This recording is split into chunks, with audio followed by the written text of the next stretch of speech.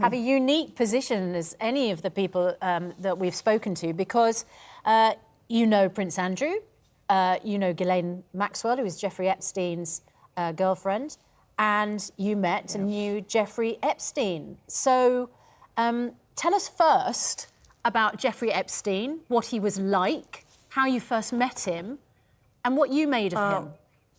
Yeah, I met him through Ghislaine Maxwell originally. She was sort of like my first one that I knew, and I met him in London with Ghislaine, and they would host dinner parties and events and things like that. And that's when I got invited to stay at his apartment in New York. Ghislaine organised it. And when you stayed at his apartment, what was the scene like? We now know, since he died, all these revelations have been spewing out that he was running a kind of almost a paedophile factory, ferrying endless underage girls in and out of his properties. Did you see any of that? I didn't really come across like any of the other girls that were staying in the apartments. I did feel very uncomfortable though staying there. Like at the time, I kind of cut my trip short, and I felt like I was being watched. Like there were cameras that were hidden cameras, and I left. I think after about 10 days or so, I went and moved in with a friend of mine. Did you stay at the house where Prince Andrew went to stay with Jeffrey Epstein for that 4-day trip to explain to him why he needed to break off their friendship? Was that the property you stayed at? No, I stayed at one of the apartments that he had quite close to the house. And did you stay there alone or with other people? Yes, I stayed there alone, yeah. And what was the reason that you were invited out there to stay there? Do you know? Do you think it was a nefarious reason? No, I was modelling in New York at the time, and so Ghislaine had offered, she said, you know, Jeffrey has a couple of apartments, like if you need somewhere to stay, like let me know, and I did. And you feel even in that apartment that you were being watched, there were secret cameras and you felt under surveillance? I felt like it. At the time, before I knew anything that's come out in the press recently, I felt that, yeah. Did you know other young models, other young women who were caught up in Epstein's web? Do I know any of the other ones? Yeah. I know Anushka DiGiorgio. And what was her experience? I don't really know. She hasn't kind of gone fully about it, but I know she was filming for NBC in September. She actually went to the island. I never went to the island. Did you feel at any stage that you were being targeted or that you could get embroiled? I did. You know, I've kind of like never been one of those girls. I don't like going to those kind of dinners where there's like 10 models invited, and you know, it's like the kind of character Jeffrey is. You see that a lot, though. It's not just Jeffrey Epstein. You know, you go to any of these sort of glamorous places, and you have, you know, the guy with the men. You know, there's many girls either staying on his yacht or flying on his plane. It's something that is not. It wasn't just Jeffrey Epstein. This happens all the time. What was unique to him, from what we can gather, is a lot of the girls were underage, and therefore this was criminal behaviour. But he was also, as Prince Andrew said in his interview, and we're going to come to your friendship with Prince Andrew in a moment, but you know, Prince Andrew said that one of the beguiling things about Epstein was that he was great for contacts, and, you know, he met lots of interesting people. You had an extraordinary dinner, I think, in London, didn't you, where Donald Trump was there, and Epstein and Prince Andrew. Clinton. And Bill Clinton. I mean, as well. So the small dinner party, and you're sitting there with all these extraordinary people. You know, I was very young and very impressionable, and, you know, Jeffrey was a very charismatic man. You know, he would walk into a room and people would take notice. With him and Ghislaine, it was kind of like teamwork. He had the finance, she had the black book, and they were, you know, they were a great pair together, and kind of together they were sort of taking over the world. But that dinner party, and they were sort of, that dinner party, so how many people were there? Not many. I would say probably about 14 people, 14 maybe. people, and that includes President Bill Clinton, President now Donald Trump, Jeffrey Epstein, and Prince Andrew. I mean, that's an extraordinary dinner party for a young model like you to have attended. What was it like, that dinner? Definitely. It was. I was excited to be there. You know, it was. Yeah, I mean, I remember it. There was, some other businessmen that I know as well that I've known over the years, but it was a very intimate, very intimate dinner, and it was. What were you there for? Do you think? What was your purpose of being there as a guest? I guess I was there to look pretty, you know. And I think you've mentioned before, Lady Victoria Hervey, that you think that specifically when you went over to the States, that perhaps your age protected you from anything else. I don't think necessarily. I don't think 23 is exactly that old. I think he definitely probably went past 23.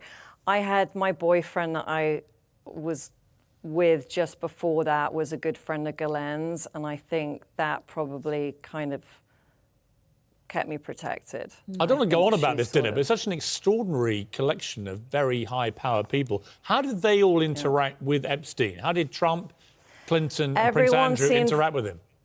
Everyone was very, very pally with him, you know.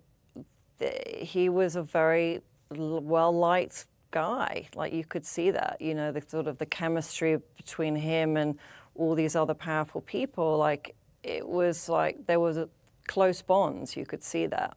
You dated Prince Andrew briefly. Tell us about that. It was not really. I mean, we had a couple of dinners together. When you watched the Prince Andrew interview, what did you make of it?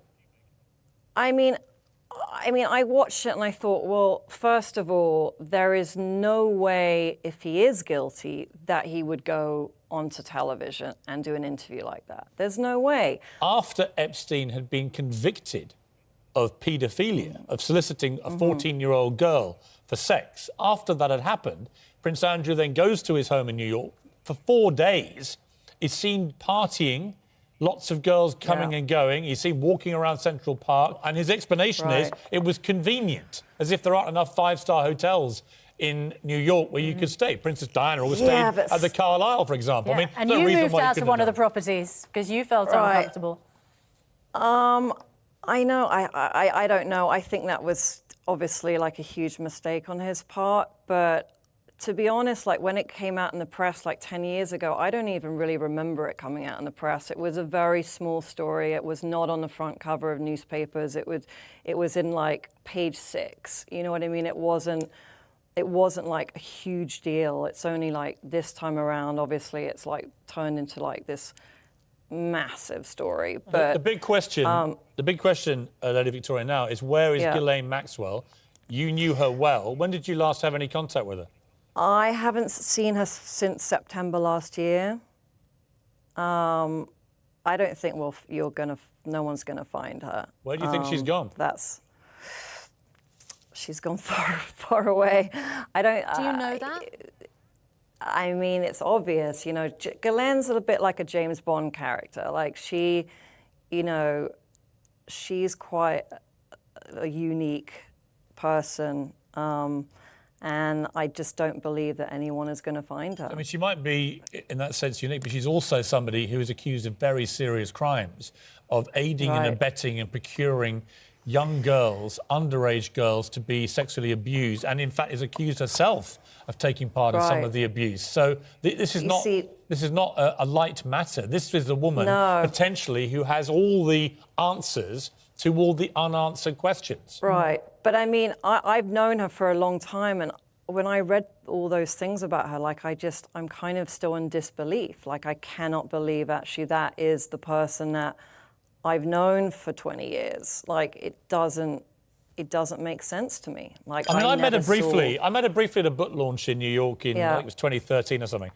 And she's very charming. You know, I didn't know all this backstory then. I had a chat with her about her father, Robert Maxwell, used to be the owner of the Daily Mirror, which, of course, I'd been the editor of for many years. So we had that little connection we talked about. Right. She worked the room. She was clearly a socialite in Manhattan, leading that kind of life. But now, what we know about her now is so serious. And, of course, Prince Andrew's entire future, frankly, may rest on her. If she does come to justice and does start talking. But you think we'll never see her again? I don't think we're ever going to see her again. I think it's going to be a bit like Robert Maxwell continued. I think she will continue that family mystery. When you last spoke to her, did you talk about Epstein at all? No, we didn't discuss that. We were at a friend's baby shower. So she's never really kind of got into it, to be honest. And I've never really asked her in detail about it. And finally, Victoria, when you discovered, mainly actually just before he died and then afterwards, when all these women came out, all telling a similar story of underage abuse and targeting and trafficking and so on, what did you feel about what had emerged? Yeah, I mean, I was completely shocked, you know. I was so shocked because I had no idea. I really had no idea. And, you know, the more I was reading about it, the more I was like, wow, I was actually in one of these apartments and that I saw all of it, but I saw it, but I didn't see it, you know. What do you mean you saw it, but you didn't see it? Well, I was there, like I was at the dinners and I saw things, but I didn't see the truth. Like I had no idea what was really going on. But I think, to be honest, the word sex trafficking, that's a very strong word, and I don't think that is a correct word to use for this. You know, when you think of sex trafficking, you think of a 12-year-old that's been kidnapped, that's chained, you know, in a cage. This is not the same thing. These girls are living a high life. You might not think of it like that, but unfortunately, let's be honest, that's how it is. Epstein was convicted of procuring a 14-year-old girl for sex. That's trafficking. This is when they're underage. It is trafficking. It's not some light thing. They are being trafficked. These girls, and literally, it was like being described as being like a railway station, in and out all the time. And there are many of them underage. That was his thing. And that makes him a very dangerous serial paedophile who was trafficking them. And Ghislaine Maxwell, your friend of 20 years, is the woman accused of actually procuring a lot of these underage girls for him to sate his criminal lust on. Yeah, no, it's extraordinary that this is the case. It's a wild story. Lady Victoria Hervey, we appreciate you joining us. Thank you very much indeed.